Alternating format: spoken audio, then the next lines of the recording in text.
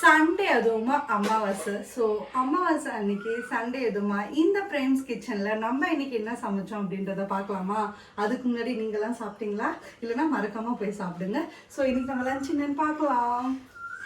So tasty and எம்மியான மாம்பழம். So எங்கள் வீட்டிலேயே காய்ச்ச மாங்காய், அதை எங்கள் அம்மா எடுத்துகிட்டு வந்து கொடுத்து இப்போ நம்ம மாம்பழமாக ஆக்கிட்டோம். ஸோ அந்த மாம்பழம் இருக்குது கொஞ்சம், அதுக்கப்புறம் ஜாக் ஃப்ரூட்டும் கொஞ்சம் இருக்குது. ஸோ இப்போ அமாவாசைக்கு நம்ம படைக்க போகிறோம். ஸோ அதுக்கு நம்ம என்னென்னலாம் பண்ணியிருக்கோம் அப்படின்னு பார்த்தீங்க அப்படின்னா, சுட சுட சாதம். ஸோ சுட சுட சாதம் இருக்குது. ஸோ இலையில சாதம் வச்சாச்சு. அதுக்கப்புறம் எங்கள் வீட்டு குட்டீஸ்க்கு ரொம்ப பிடிச்ச பாயாசம், கண்டென்ஸ்ட் மில்க் யூஸ் பண்ண பாயாசம், சேமியா அண்டு ஜவ்வரிசி போட்ட பாயாசம்.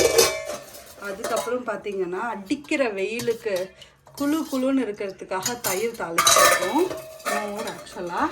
அதுக்கப்புறம் உருளைக்கிழங்கு அண்டு பொட்டேட்டோ போட்ட பொட்டேட்டோ பொரியல். ஸோ பொட்டேட்டோ பொரியல் எடுத்து வச்சிடலாமா? அதுக்கப்புறம் தான் ஸ்பெஷல்லே வராங்க, நம்மளோட ஸ்பெஷல் முருங்கைக்காய் மாங்காய் சாம்பார். ஸோ சாம்பார் பிடிக்காதவங்களுக்கு கூட இந்த முருங்கைக்காவும் மாங்காவும் போட்டு ஒரு டேஸ்ட் வரும் பாருங்கள் சாம்பாரில்.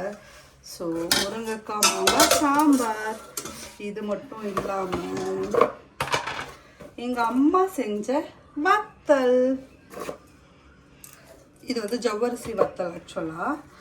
ஸோ ஜவ்வரிசி வத்தல் பாயாசமாக நம்ம ஒரு பவுலில் எடுத்துக்கலாம் சமைக்க பார்க்க.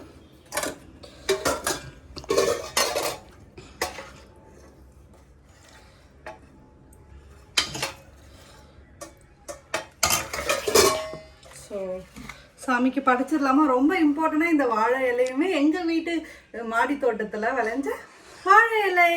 ஸோ ஃபைனலாக இன்னைக்கு நம்மளோட லஞ்ச் இதுதான். சாமிக்கு படைச்சிடலாமா? பாய்.